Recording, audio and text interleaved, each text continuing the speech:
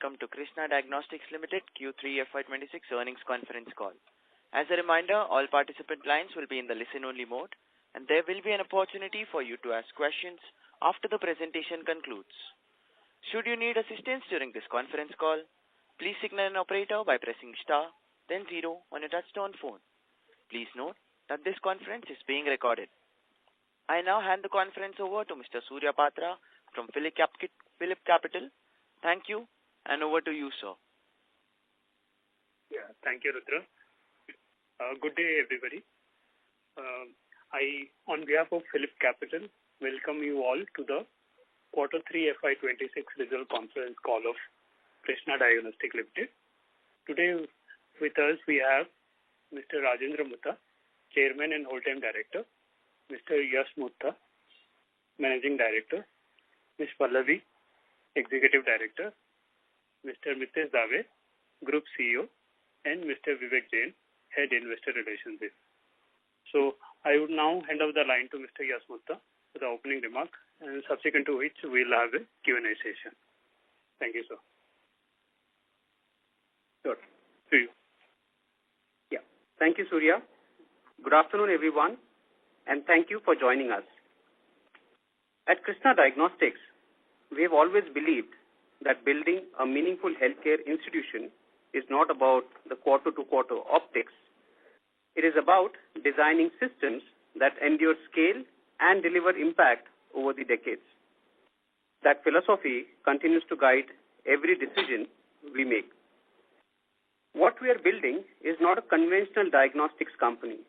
Krsnaa operates a uniquely differentiated diagnostics platform that is inherently difficult to replicate. Anchored in the public-private partnership framework and a radiology-led model, our business requires upfront equipment investments that are nearly 2.5 times higher than those of the conventional traditional pathology-led diagnostic players.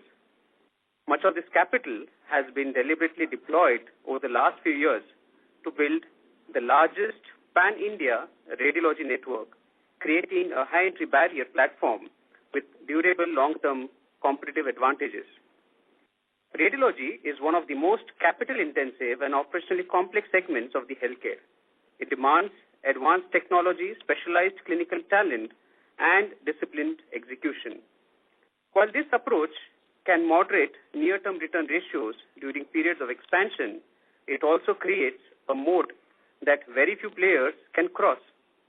Importantly, despite operating in a highly regulated government ecosystem and despite offering services at 50 to 70% lower prices than the prevailing market rates, Krsnaa has remained EBITDA and PAT positive since inception.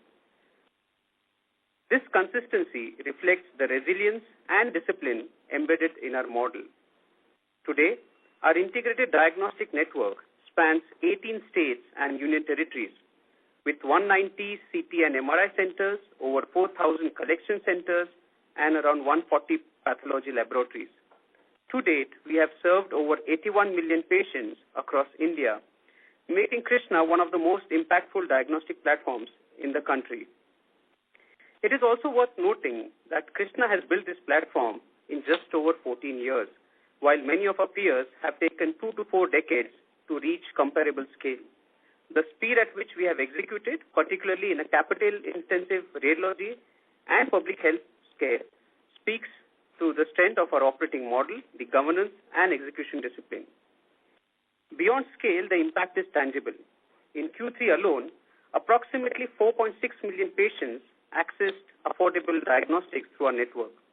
Early diagnostics remains one of the most powerful levers in improving outcomes and reducing healthcare costs, and Krsnaa plays a foundational role in enabling this at a population scale. Quality has never been a compromise.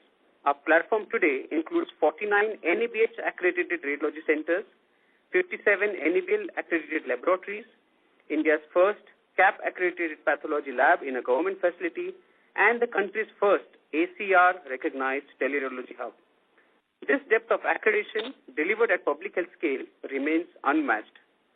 Turning briefly to the quarter, Q3 is a seasonally softer for the diagnostic industry.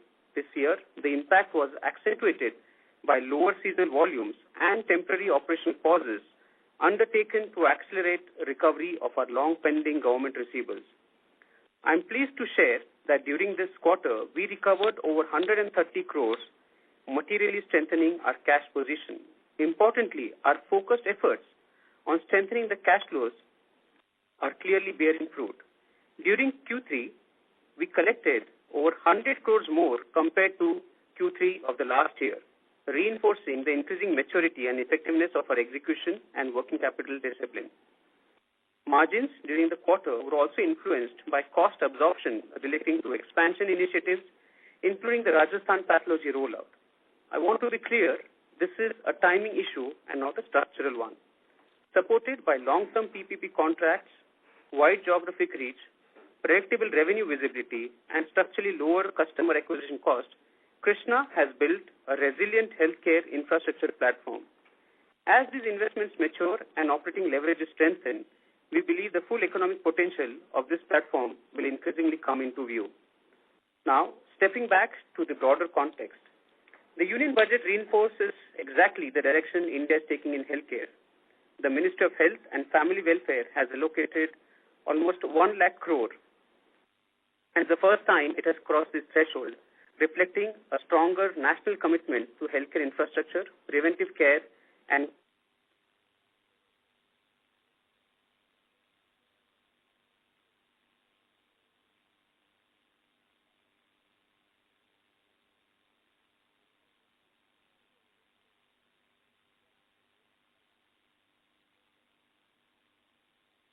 Hello, am I audible? Hello. Are you on mute, sir?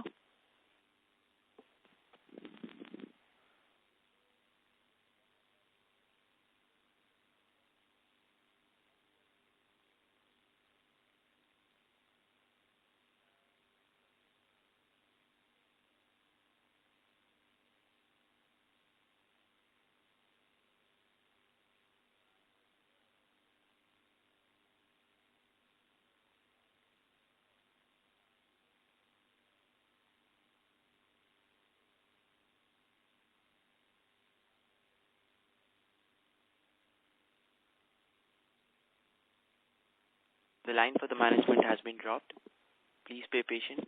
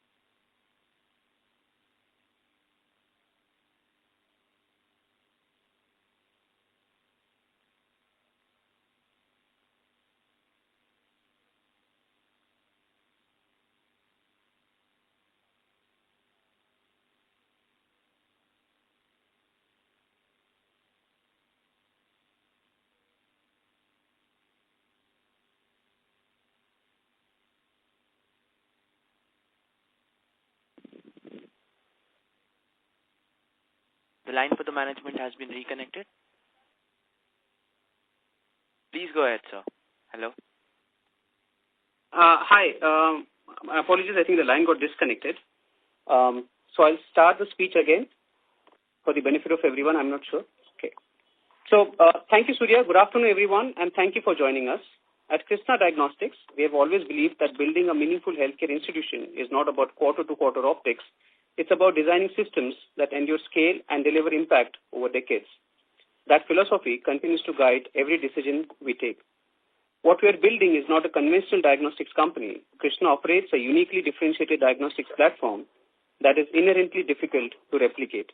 Anchored in a public-private partnership framework and a radiology-led model, our business requires upfront equipment investments that are nearly 2.5 times higher than those of the conventional, traditional pathology-led diagnostic players.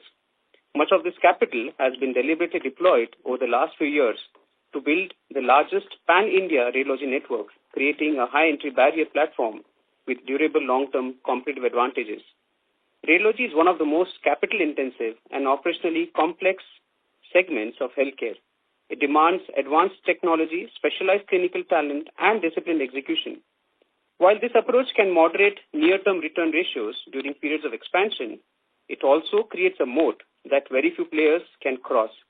Importantly, despite operating in a highly regulated government ecosystem and despite offering services at 50 to 70% lower prices than the prevailing market rates, Krsnaa has remained EBITDA and PAT positive since inception. This consistency reflects the resilience and discipline embedded in a model. Today, our integrated diagnostics network spans 18 states and union territories with 190 CT and MRI centers, over 4,000 collection centers, and 140 pathology laboratories. To date, we have served over 81 million patients across India, making Krsnaa one of the most impactful diagnostic platforms in the country.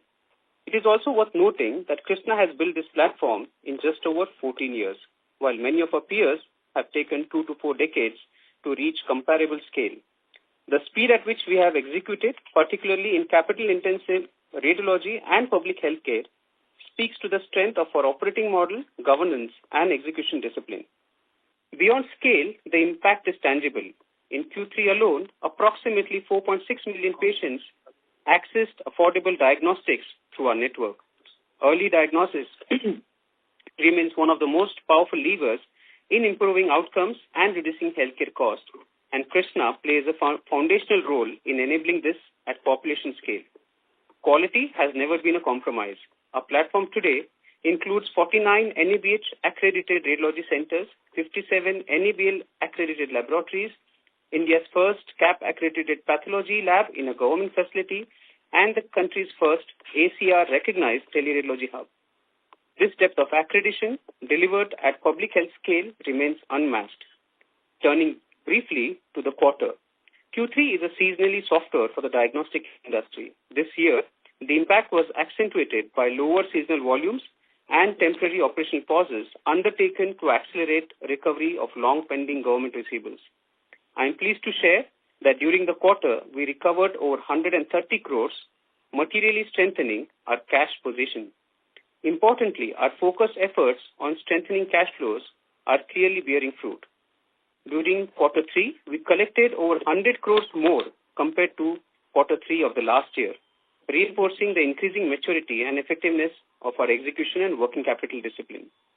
Margins during the quarter were also influenced by cost absorption related to expansion initiatives, including the Rajasthan pathology rollout. I want to be very clear, this is a timing issue and not a structural one. Supported by long-term PPP contracts, wide geographic reach, predictable revenue visibility, and structurally lower customer acquisition cost, Krsnaa has built a resilient healthcare infrastructure platform. As these investments mature and operating leverage strengthens, we believe the full economic potential of this platform will be increasingly coming to view. Now, stepping back to the broader context, the union budget reinforces exactly the direction India is taking in healthcare. The Ministry of Health and Family Welfare allocation has crossed rupees 1 lakh crore, reflecting a stronger national commitment to healthcare infrastructure, preventive care, and capacity building. The focus is clearly moving beyond access alone to infrastructure and quality, and diagnostics is increasingly being recognized as a foundational pillar in preventive healthcare. In this environment, the PPP model continues to remain one of the most effective mechanisms for a rapid scale-up. For Krsnaa, this is a strong validation. As India's largest PPP diagnostics platform with deep execution capability across the states, we believe we are uniquely positioned to participate meaningfully in this multi-decade expansion and not as a short-cycle contractor, but as a long-term healthcare infrastructure partner. In parallel, our B2C segment continues to gain traction, with the retail revenue increasing 8 times year-on-year and touchpoints expanding materially, strengthening brand acceptance and adding a second engine of growth alongside PPP. We've also crossed an important strategic milestone with the launch of the first Apulki Healthcare Hospital in Pune, India's first PPP-based cancer and cardiac care hospital operating under a long-term tenure. This represents a calibrated extension of our capabilities into integrated tertiary care, built on the same execution discipline and infrastructure mindset that defines Krsnaa. To conclude, Krsnaa is not a short-cycle business built for near-term metrics. It's a long-term healthcare institution built patiently, executed responsibly, and designed to compound value over decades. We remain deeply confident in our strategy, disciplined in our capital allocation, and commitment to building a healthcare platform that will matter for generations to come. With that, I would like to now hand over to our Group CEO, Mr. Mitesh Dave. Thank you, Mr. Yash, for detailed but very crisply and clearly what really Krsnaa stands for, taking you and all of us here. A very good afternoon and a warm welcome to all of you. Let me now share with you all the key developments and the performance highlights for the quarter.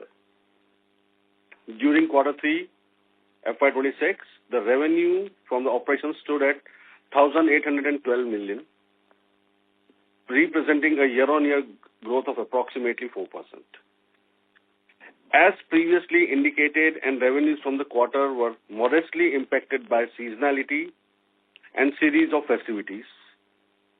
But parallel to that, there were certain conscious decisions for recovering long-pending dues, which we took a brief pause in few of our projects, and it turned out very positively and has shown an impact in overall days of outstanding moving down. Further, considering the margins front, a slight impact mainly on account of commissioning the Rajasthan project and absorbing the associated costs towards employees, logistics, supply chain, etc., without realizing any revenue for quarter 3. However, these factors are merely timing related. With the revenue recognition and meaningful ramp-up from Rajasthan project expected in the coming quarter as well as in the upcoming financial year, it gives us a very robust and clear growth visibility. Despite these near-term headwinds, profitability remained resilient. Our EBITDA for quarter 3 has registered at 474 million, translating into the EBITDA margin percentage of 26%. Post-absorbing temporary costs related to the project readiness and employee-related adjustment of Rajasthan project. On normalized scale, EBITDA stood at 484 million with the healthy margins of 27%, underscoring the structural strength of our business model, disciplined cost management, and operating leverages. Normalized PAT for the quarter registered at 168 million with the margin stands at 9%. For the 9-month period, profitability trends continue to remain strong and stable, supported by margin resilience and improving utilization and the inherent scalability of our platform. Over the past year, we have remained sharply focused on driving operational efficiencies across manpower deployment, asset utilization, and procurement. Higher utilization in radiology, particularly in advanced modalities, has improved assets productivity, while supply chain optimization has reduced installation timeline drastically and minimized equipment downtime, further strengthening return matrices. Technology-led automation remains a key differentiator for the company. Our investment in centralized monitoring, automated reporting, billing systems, and turnaround time optimization are delivering measurable benefits, including enhanced operating efficiency, improved cash conversion cycles, and superior patient experience. Retail diagnostics continues to emerge as a strong growth engine for us. During quarter 3 FY26, retail revenue grew by nearly 8 times year-on-year and contributed approximately 8% to the overall group's revenue contribution in first half. Our retail network has expanded to over 3,000 plus touchpoints, and we expect this segment to scale steadily, supported by expansion across Maharashtra, Punjab, Assam, and Odisha, along with the growing traction in home collection services and preventive healthcare offerings. I would like to take a moment to address leadership update on Mr. Pawan Daga, our Chief Financial Officer, has moved on from the organization. We sincerely thank him for his valuable contribution and services and wish him continued success in his future endeavors. Further, I would like to reassure our investor stakeholders that the company has a strong, experienced, long-standing, and well-benchmarked financial leadership team in place. A structured and seamless transition has happened to ensure absolute continuity across financial operations, governance standards, and internal controls. We have already initiated the process of appointing a suitable successor and remain firmly committed to the highest standards of financial discipline, transparency, and reporting rigors. As we enter our next phase of growth, our strategy remains focused and disciplined, driving scalability expansion, strengthening unit economics, and deepening our footprints in the regions where access to quality diagnostic is most critical. We continue to pursue our profitable growth across both PPP and retail segments, reinforcing our leadership in integrated diagnostics. Guided by operational excellence, capital efficiency, we are building one of India's most trusted and admired healthcare platforms, delivering highest quality, affordable, and diagnostic services for every citizen of India, while creating a sustained long-term value for all stakeholders. With that, now we can move on to our sessions for question and answers. Thank you. This side, Mitesh. Thank you very much. We'll now begin the question and answer session. Anyone who wishes to ask a question may press star and 1 on the touchtone telephone. If you wish to remove yourself from the question queue, you may press star and 2. Participants are requested to use handsets while asking a question. Also, in order to ensure that the management will be able to address questions from all the participants in the conference, kindly limit the questions to 2 per participant. Ladies and gentlemen, we'll wait for a moment while the question queue assembles. Our first question comes from the line of Bala Murali Krsnaa from Oman Investment Advisors. Please go ahead. Hi, good morning. So regarding the RPL, so I think on quarter, even though we have good growth on the year-on-year basis, but I think the quarter-on-quarter numbers are a little bit muted. So what could be the reason for that one? And we have told that by year end we'll be in break-even in RPL. So what is the status on that? Yeah, hi, good morning, Mr. Murali. Mitesh this side. While yes, what you have shared is correct, that year on year it has a robust growth. Quarter on quarter it's little muted, and that's mainly because of the series of festivities and the seasonality. Rest, all the levers are very well in place, and despite so much seasonality or the festivities and the scope of the operations that we currently taking over in our retail segment, we have still grown over the quarter 3 marginally. And considering our break-even, yes, we are in line with the quarter 4, where we'll be looking for break-even for the RPL business. Okay, good, Mitesh. Also on the front of new order wins, so many, I mean, maybe before 1 year till last 12 months, maybe we don't have any major order wins. So what could we expect maybe in the Q4 or next year, any tender pipelines or any significant orders we are expecting? And also on the revenue drop front in the Q3, so maybe it could be, is it only attributed to seasonality, or is there any tender duration is completed? So could you please throw some light on that also? Mr. Murali, if you can just repeat the question, please. Yeah, there are not any major order wins in the past maybe 12 months other than this Rajasthan tender, which is so that's what I'm asking. So to continue the growth phase, maybe we need to have a new order wins. And we have a Maharashtra radiology tender is in hand, which is under implementation. But in addition to that, I don't think we have any major orders further to implement. So what is your plan in the coming maybe 12 months or to get any new orders and any order pipeline is there, significant orders? Yeah. That's what my So question Murli, in terms of the order book or PPP projects in pipeline, there are a couple of projects that we are chasing.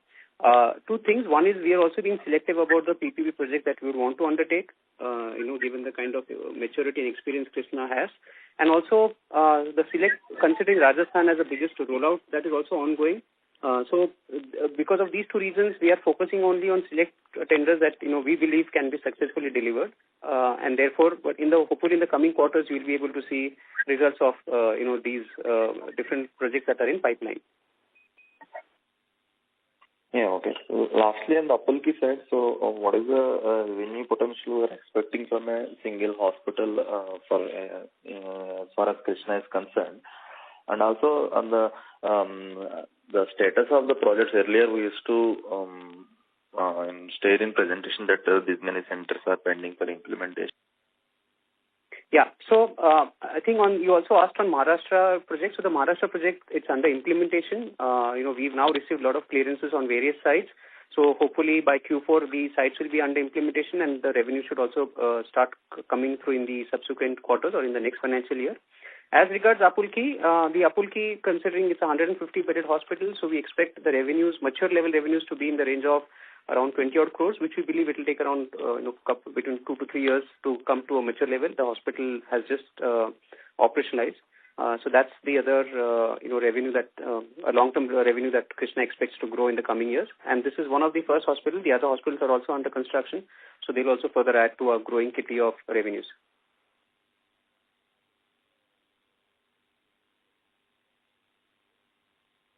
Hello. As there's no response, we move to the next question. The next question is from the line of Nitin Dharmawat from Aurum Capital. Please go ahead. Yeah, thank you for the opportunity. Am I audible? Yes, sir, you are. Okay. So first of all, many congratulations for this Apulki Hospital project. I visited that, one of the very good facilities I've seen for this kind of requirement. Fantastic work over there. I have a couple of questions. So can you please elaborate this Rajasthan project status? What is the revenue guidance from this during the Q4 and during next financial year? Yeah. First of all, thanks for the compliments. As regards Rajasthan, the Rajasthan project is under implementation and we are ferociously working to ensure that the implementation gets completed within Q4. There might be some slippages of certain centers or satellite labs in Q1. But I think in terms of revenue guidance, we'll be able to give a much better clear picture hopefully in around Q4 once the labs and everything is installed. Got it. My next question is about this receivable number. You mentioned that we got good cash flow, almost 130 crores recovered, and it's 100 crore more than the last year same quarter. So what is receivable status from Himachal and Karnataka? Can you elaborate on that specifically? Yeah. So both the projects, Himachal Pradesh and Karnataka, money has started flowing in. In fact, Himachal also we received a significant amount and that continues to flow in. And equally on the Karnataka side, we've also received certain communication in the way of confirmations from the Karnataka authorities recently. So both the things are in traction. Therefore, apart from this, the collection, which is around 133 crores that we've collected across various, let's say, PP projects is also in the frame. So, from that perspective, there's a confidence that, the receivables will hopefully also come down in the coming. Hello. Hello. Yeah. No, your last sentence I missed. Sorry. Yeah. So as I said that, for example, in Himachal Pradesh, we've already received around 40 crores. We also, confirmations have been received from Karnataka and the rest of the projects are also, we're receiving confirmation that the payments are getting lined up. So hopefully in the coming quarters, we'll be able to collect more. Got it. My next question is, what are the new wins that we have? Sorry to interrupt you, sir, but if you have a follow-up question, please rejoin the queue. Okay, I'll come back. Thank you. Our next question comes from the line of Tushar Raghatate from Omega Portfolio Advisors. Please go ahead. Yeah, thank you for the opportunity. So I just wanted to know, basically in the classification of retail, so in Q1 FY26, it came down, from 90 to 34%. I'm talking about B2B segmentation over there. Firstly, I just wanted to know exactly what is this B2B in retail, which substantially came down, as we move to the forward quarters. That was my first question. And secondly, on sir, your marketing efforts on the retail segment, what is that currently? And sir, in the retail, what is the share of radiology and how you are trying to improve that? Okay, if you can just repeat the question. The first part, if I understood it, you're saying the B2B numbers have come down. If you can just elaborate on that question, please. So basically, in the Q1 FY26, in the retail, the B2B came down to 34% from 90, comparing to Q1 FY25. If you compare that, from Q1 FY25 to Q1 FY26, from 90% it came down to 34%. So I just want to know, like, exactly in terms of classification, how you did that and exactly what it is, the B2B and the retail one. Okay. So, hi, Mitesh this side. First of all, it's a strategic effort where B2B are the ones in any business are the quick wins versus B2C is which get build up over the time. It takes its efforts and it has an own curve to follow. Right from the beginning, our efforts is always towards the B2C. But as in business dynamics, B2B cannot be ignored. And hence, we are driving both the parallel, but our overall endeavor is toward building up to the B2C segment more. So my question is more around, in terms of the reduction in B2B is very substantial, from 90% to straight 34%, which that thing I want to understand, basically how it is. Like, what was the reason behind that? I think, we'll take this question separately with our investor relationship because we are not able to comprehend where these values are coming from. But we'll certainly give you an answer on this. But just to give you, and to add what Mitesh said, see, from a retail perspective, our endeavors and focus is on to building a retail which is focusing on B2C primarily. B2B is also in the fray, with the ties that we do with various smaller labs. But on the specific question of the numbers, I think we'll just respond to you separately with through our head investor relationship. Fair enough, sir. And sir, in the retail, what are our marketing efforts? Because we are the lowest cost in terms of all the service we provide. So in order to deepen your penetration, I just want to understand your efforts, your view on the marketing front of your services. So, as regards marketing, if you see Krsnaa's DNA has been that our marketing spends are very calculated, calibrated. We've not done significant marketing. We continue to carry that philosophy even from a retail expansion. But we also understand in the new age businesses, considering, the Instagram kind of marketing initiatives that are being done, we would be exploring that. But with the financial discipline that we want to carry forward, that is currently what we are working towards to ensure that our overall customer acquisition cost remains the same as a philosophy. As we expand into new markets and go deeper, I think at that point in time we'll be able to recalibrate and maybe come with a more definitive answer to this. But from a philosophy perspective, we'd like to ensure that there's a financial discipline on the marketing cost. Fair enough. So my last question on the... Sorry to interrupt you, sir, but if you have a follow-up question, please rejoin the queue. Fair enough, yeah. Thank you. Our next question comes from the line of Mohammed Patel from Edelweiss Public Alternatives. Please go ahead. I hope I'm audible. Yes, sir, you are, but a little louder would be better. Yeah. So my first question is, if I classify the revenue of Krsnaa into three parts, B2C Rajasthan contract and ex-B2C ex-Rajasthan, which is the base business. So I think I have fair understanding of what Rajasthan can contribute and what B2C can contribute in terms of sale in the next few years based on what has been discussed in the past conference calls. But my question is, how should I think of the trajectory of revenue of the base business, which is ex-B2C ex-Rajasthan? So, excluding Rajasthan, if you see our base business and what we've been communicating has been, always been that we try to achieve revenues in the higher teens is what we are aspirational, and that's what we are currently focusing. if you leave aside the seasonality factors, but on an annualized basis, that is what the number we expect to achieve. Okay. And if I were to break up the base business into pathology and radiology, that's a follow-up to this question. How should I think of pathology and radiology growth in the base business? Yeah, if you see currently the spread between radiology and pathology is almost 50-50. So the contribution more or less would be in the similar trend. There are also certain, for example, radiology might have a slightly better, growth in the next year, considering that some of our Maharashtra projects are going live. But directionally, if you combine both, and some of the pathology projects have also been implemented in the last few years. So both of them, like Assam, Odisha, we expect both the numbers to grow in the same fashion. Okay. My second question is, I wanted to understand how the network will be in FY28. So I want to know what should be the number of pathology labs, the number of CT MRI, and the number of retail touchpoints by FY28. Approximate number, ballpark number is fine. I think on this particular question, I'll defer you to reach out to our head investor relationships. They'll be able to give you more granular number in terms of the network expansion that we plan for the next year. I have one more if I'm allowed. Yeah, you can. Sorry. Should I go ahead? Yes, you can go ahead. I wanted to understand, what is the rationale of entering the hospital business?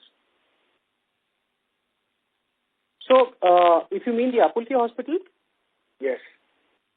So, it's not entering the Apulki Hospital business. Basically, it's a very specialized cancer and cardiac care hospital on a similar PPP model like what Krsnaa has built, where they are setting up dedicated cancer care hospital in high density areas and providing these services at significantly competitive rates. Now, if you see from the cancer cardiac care diagnostics business has a significant share, and these contracts give us almost a 60-year of visibility in terms of revenues. And therefore, it was a strategic alignment to associate with the Apulki Hospital in expanding, especially in the oncology and specialty kind of business. Okay, I have further questions. I'll join back in the queue. Sure. Thank you. Our next question comes from the line of Karthik Gada from Multiple Wealth Management. Please go ahead. Yeah, hi. Thank you for the opportunity. Am I audible? Perfectly audible, sir. Yeah, thanks. Yeah, so on the radiology part, so thanks for the initial remarks. You articulated it pretty well, the entire thing. Just wanted to understand what I understand about radiology. There is a good risk of obsolescence in terms of the technology, the hardware. So because you articulated, right, that we are looking at the long-term to building and this is like a foundational phase. So how are we looking at the risk of obsolescence for the hardware?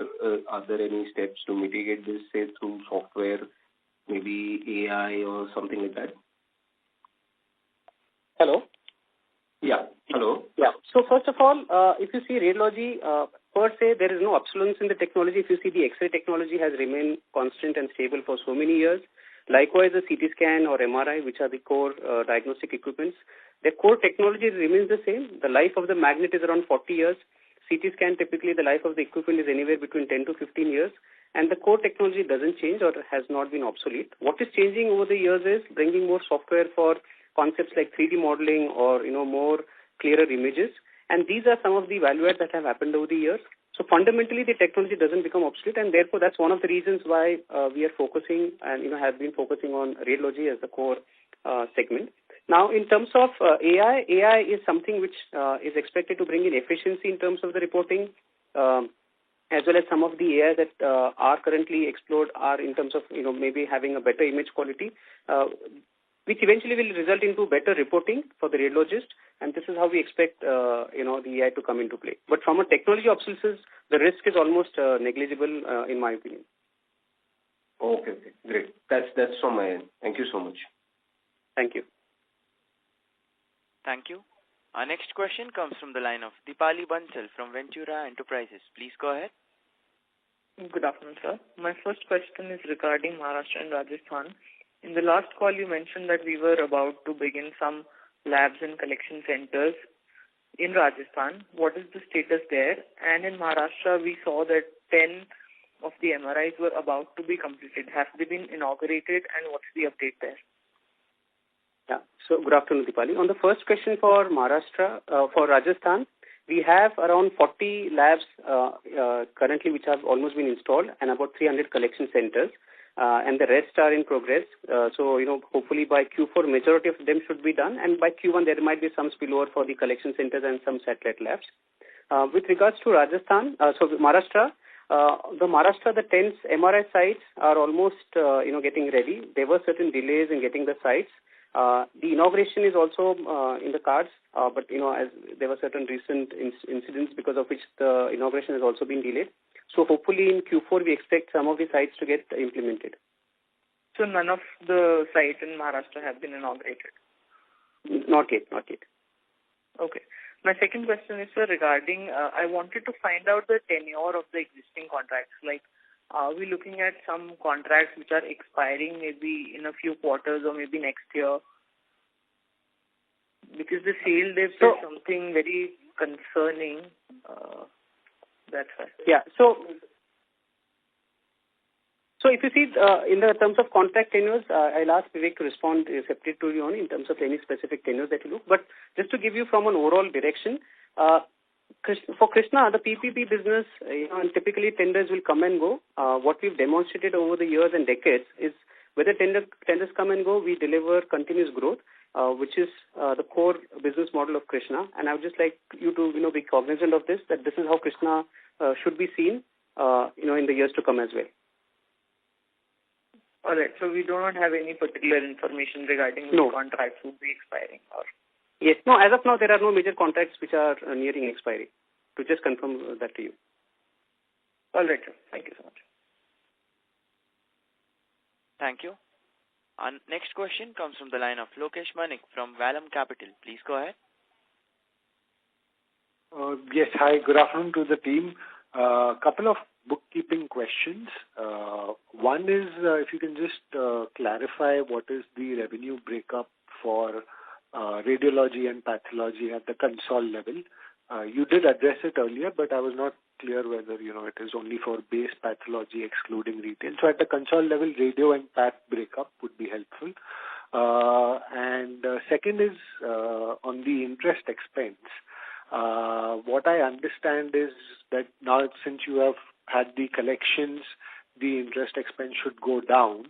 But you also have entered into, certain capital lease agreements, which would, push the interest expense up by the portion of the lease which gets classified under interest expense. So going forward, you see the interest expense reported going down, or, you see it as it is where it is? Yeah. So two parts of the question. The first part regarding the radiology and pathology break, I think it's almost 50-50. The specific details I'll ask Vivek to give it to you, but more or less it's in the same range. With regards to the interest expense, the interest expense has two components. Of course, the working capital, and as we've been focusing on collecting our dues, so the working capital, the interest component towards the working capital is certainly expected, and our endeavor is to bring it down. The finance lease that you spoke about is not a very significant number. These are some of the few machines that we've brought in from a finance lease, so that I don't think so will have a significant upward or will increase the financing cost. Our effort is to have a capital discipline to ensure that the financing cost remains optimal and to the lowest possible, and that's what all we're working towards. So we should expect this to go down going forward then, because working capital collection is happening? Yes. For the current business, the way you see, with the collections, we expect the financing cost to go down. Great. That's it from my side. Thank you so much. Thank you. Thank you. Our next question comes from the line of Raghav Butoria from Lindsay Securities. Please go ahead. Hello, am I audible? Yes, sir, you are. Yes. Yeah. So my first question is, after this 100 crore receivable that we have collected, what is the actual figure of receivables after Q3? On the receivable side, I'll ask Vivek to share the details with you. Yeah. And after this Rajasthan project starts, do we see some initial costs for ramping that up, or, we will be profitable after Q4? On that front, and what would be the debt after the whole expansion is complete? Of course, there will be certain expenses that, which is typical nature of a PPP. It's a front loading of the investments, and therefore there will be expenses that will come in Q4, which will not be commensurate to the revenue. We are trying our best, and as I communicated in the previous quarter as well, we are trying to ensure that the revenues and expenses are in line. In Q4, there might be a certain impact, but, as I said, we are all working to ensure that the impact is minimum. And in terms of the debt, for Rajasthan, we have currently, as we disclosed in the previous quarters as well, we have availed a certain facility from ADB, which is in the final stages of, completion. So I think once we get that debt raised, we'll certainly inform. But the debt is towards the project and not on the overall debt for the company. Okay, thank you. Thank you. Our next question comes from the line of Mayur from Wealth Managers India Private Limited. Please go ahead. Hello. Am I audible? Yes. Yes. Hello, sir. Am I audible? Yes, sir, you are. Yeah. So thank you for taking the questions, and congratulations to the entire management for the Apulki Hospital. Actually, that's a great initiative on the PPP side, and it was a much needed from a overall, from the patient side, from the service side, from the economy side, from the society perspective. So it's a great initiative, and congratulations for such a state-of-the-art facility which has been there. So wish you all the best as you go ahead for further more expansions on that side. Thank you very much. Yeah, my question was actually, if we have to, there have been many questions on the receivables and Rajasthan and Karnataka.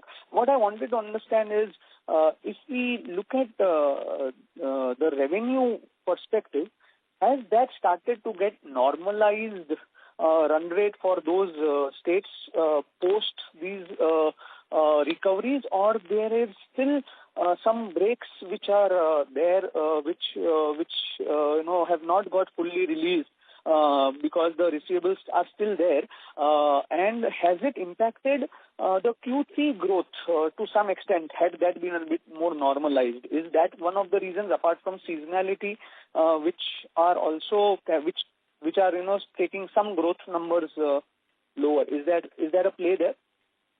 Yes. So, first of all, thank you for the compliments. And coming to the question on the radiology, particularly, whether there have been any impact because of the receivables. Yes. On the receivable side, it was a conscious call, where we temporarily suspend the operations if the collections are not coming to us as they were promised. So there has been this impact on the Q3 numbers. And we do this as a, more from a discipline perspective to ensure that whilst we continue to grow, the money is also realized. Hopefully in the coming quarters, we don't expect to have such impact, because Q4 is considered to be a good quarter in terms of collecting our receivables, because there are budgetary, limits that the governments have to exercise.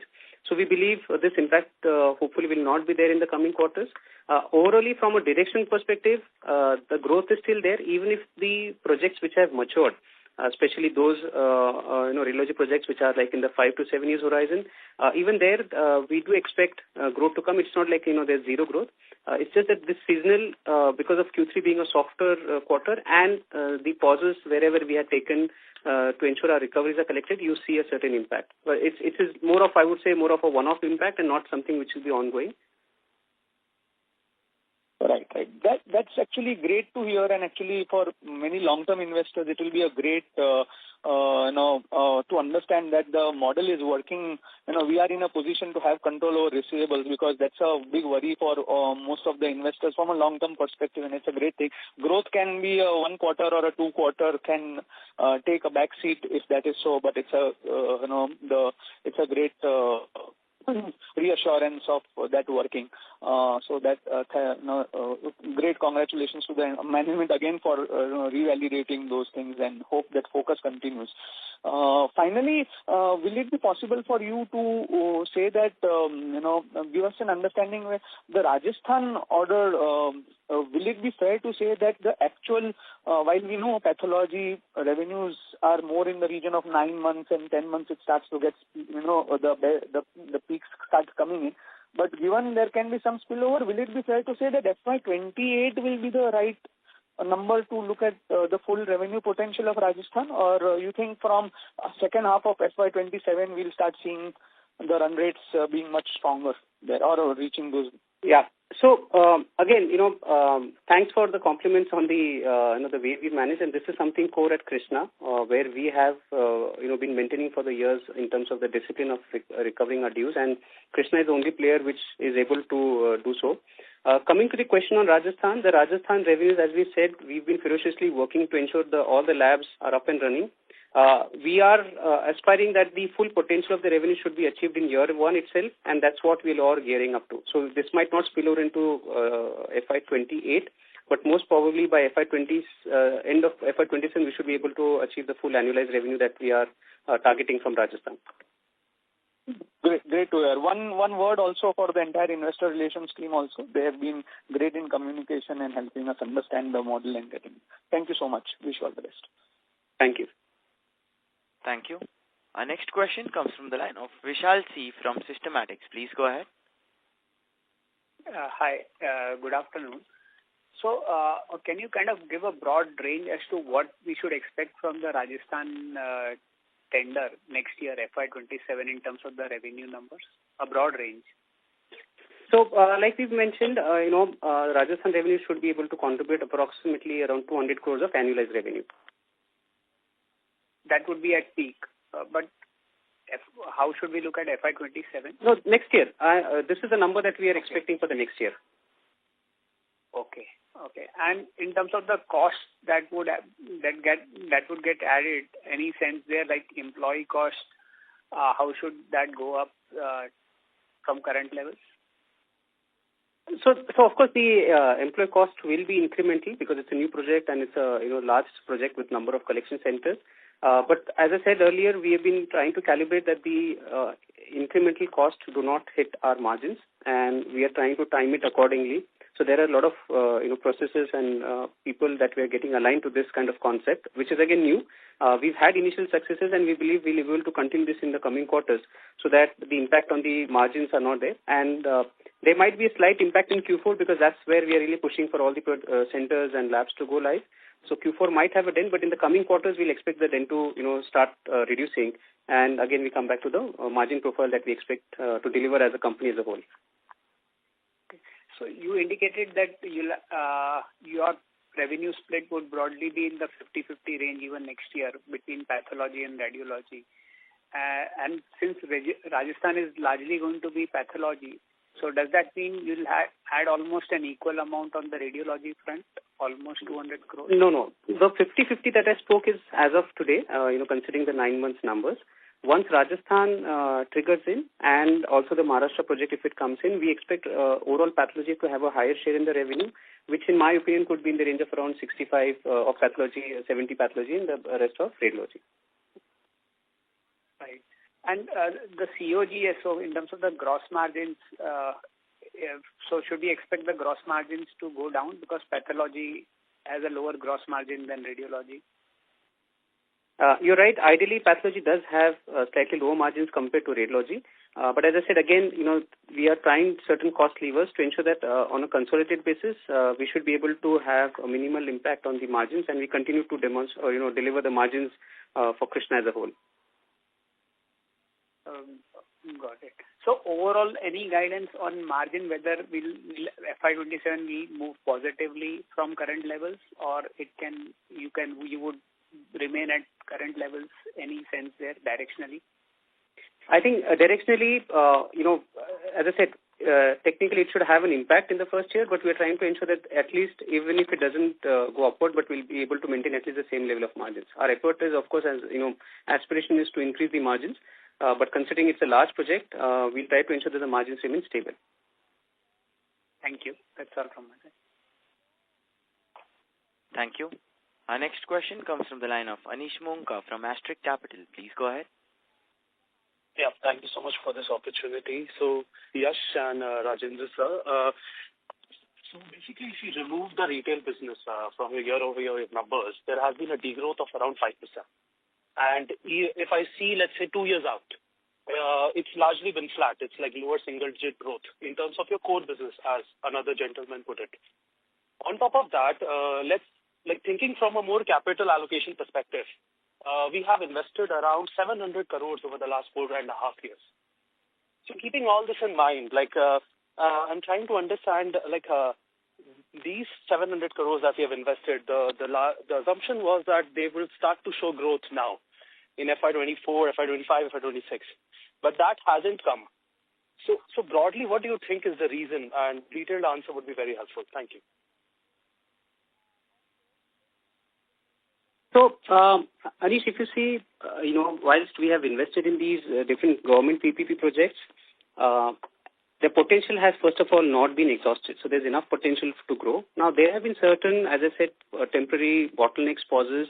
There have been certain interferences also in some of the projects by the government where, there were certain caps were introduced in the interim because of certain government, policy changes or ABA integration. So there were multiple reasons because of which the true revenue growth could not be achieved.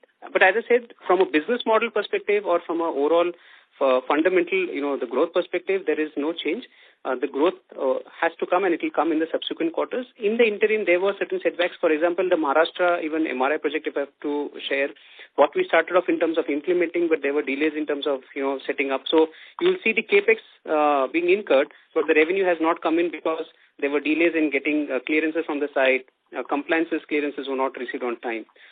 So we are cognizant from a capital discipline that I've been speaking about. We look into all these implications when they come in. There have been certain, like I said, temporary suspension that we did also from our side, more on the PPP side of the business. And this has resulted into subdued growth. If you see historically also, in the initial when the project is to go live, we had been demonstrating growth, which hopefully in the next year we'll be able to be back on track and continue to have the growth momentum. So, sir, keeping all this in mind, the way things have panned out over the last 3.5 years now, with, let's say, a lack of growth, even after investing so much money, has it resulted in any change in capital allocation? From that perspective, has the management changed its stance, or we are still going the same route? In terms of capital allocation, as I said, there are two things that we are also measuring. One is, of course, ensuring that the capital that we deploy, like beforehand, we have all the clearances. We don't typically in the PPP business, there's pressure to go and install the equipment, and then some of the clearances come in later on. So we've been now careful to ensure that we have all the documentation in place. And what I mentioned with Rajasthan, we are following the same practice. Secondly, also from the tenders that we are also kind of now evaluating, we have been selective about these tenders. There have been tenders, but understanding and knowing these intrinsic challenges that we know much better than anyone else, we've been also been selective in those kind of projects. So yes, we are also calibrating our approaches or the processes as we go along. But just to let you know, fundamentally there's no change in the business model. The business model is as strong and intact as it was before. Thank you so much. That's it from me. Thank you. Our next question comes from the line of Harish Singh from Sublab Research Limited. Please go ahead.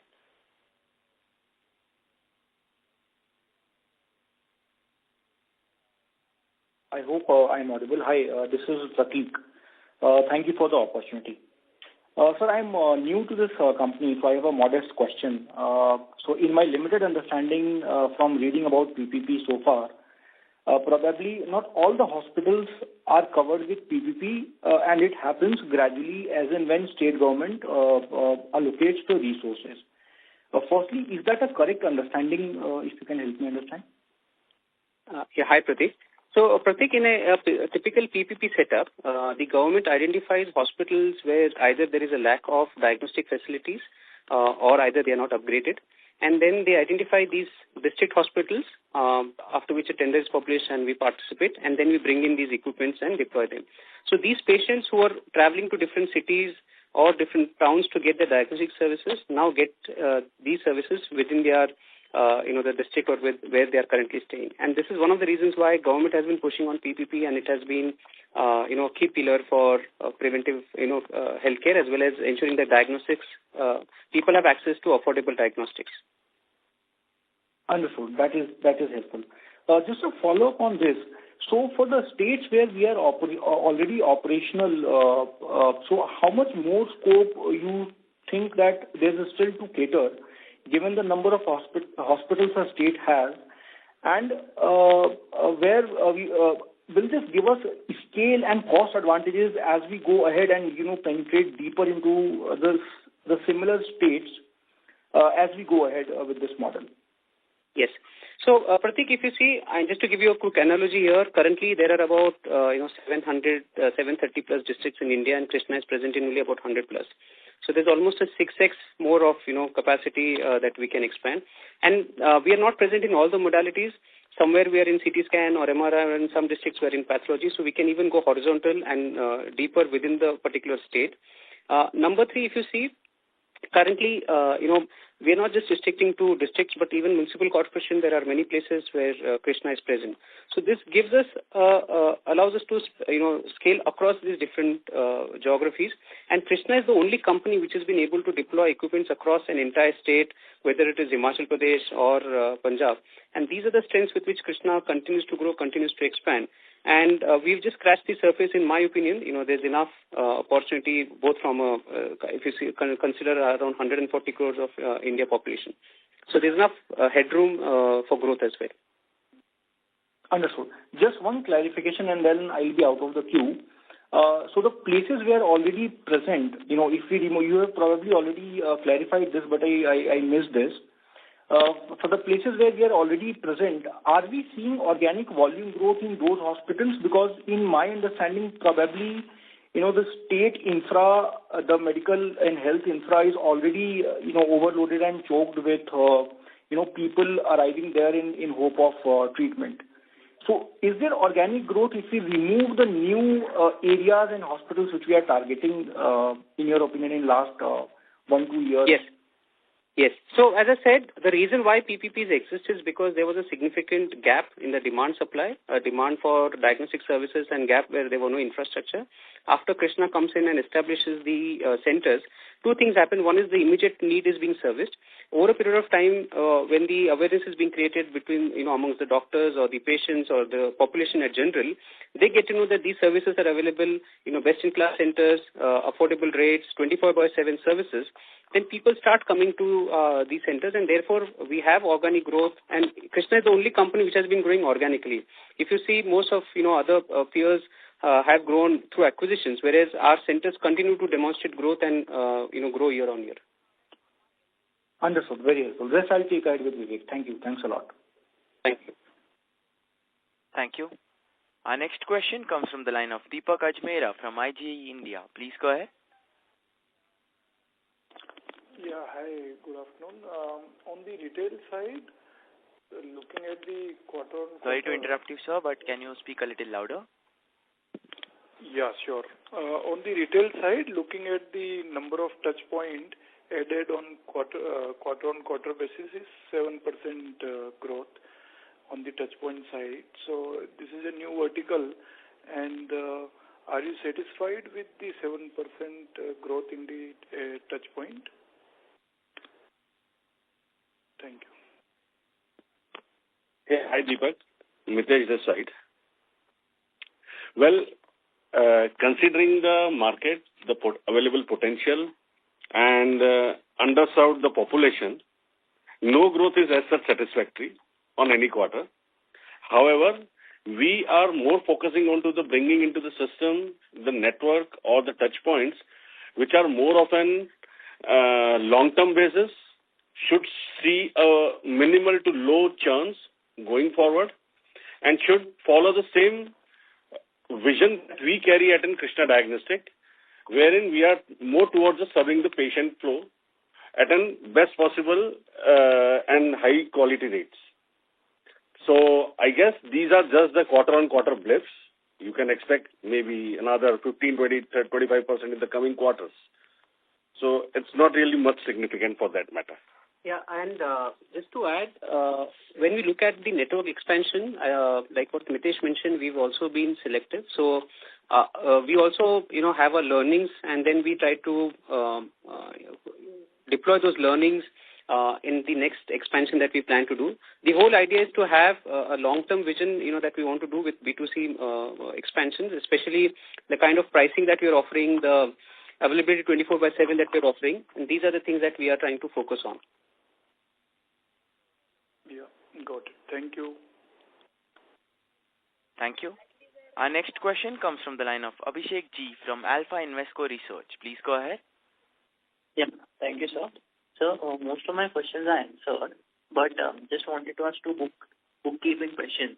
Can you please give us outstanding debt in absolute numbers, Q on Q, and absolute receivables, Q on Q?